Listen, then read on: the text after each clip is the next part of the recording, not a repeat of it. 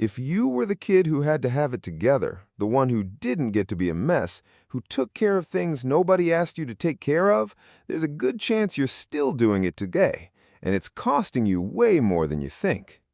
Think back for a second. Maybe you were the 10-year-old making sure your younger siblings actually ate dinner while your parents were fighting in the other room.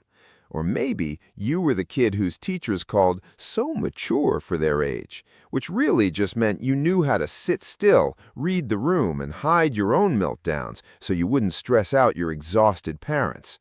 You became the family shock absorber. You learned that if you dropped the ball, the whole house felt like it would fall apart. Here's what was actually happening under the surface.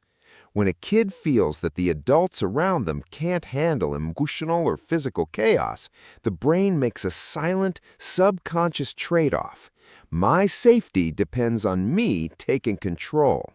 Psychologists call this parentification, but in plain English, you traded your childhood curiosity for a constant state of internal alarm. You trained your nervous system to stay on high alert 24/7, scanning every room for hidden tension, reading subtle shifts in people's tone of voice, and anticipating problems before they even happened.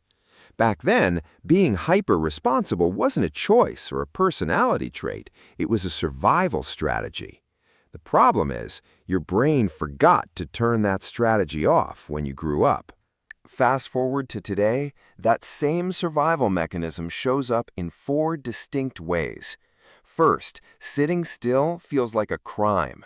When you finally sit down to relax on a Sunday, an unexplainable wave of anxiety hits your chest. Your brain misinterprets rest as neglecting a responsibility. Second, asking for help feels embarrassing. Even when you're drowning in work or personal stress, the thought of saying, "I need help," makes you feel physically uncomfortable. You'd rather burn out twice over than risk being a burden to someone else. Third, you become the manager of everyone else's emotions. If your partner, friend, or coworker is in a bad mood, you automatically assume it's your job to fix it, or worse, that it's somehow your fault. And fourth, you are terrified of unpredictable people. You struggle with friends or partners who are emotionally chaotic because as a kid, unpredictability meant danger. If you recognized yourself in any of this, here's what you need to hear. You are not broken. Your need to control everything, your inability to rest, and your intense independence aren't personal flaws.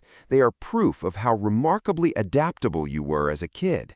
You carried weight that was never meant for your shoulders.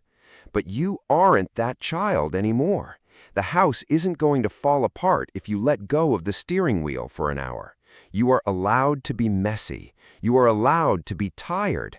And most importantly, you don't have to earn your place in the world by fixing everything for everyone else. If this video explains something you felt for a long time, take a look below. You're probably not the only one in the comments who's realizing it today.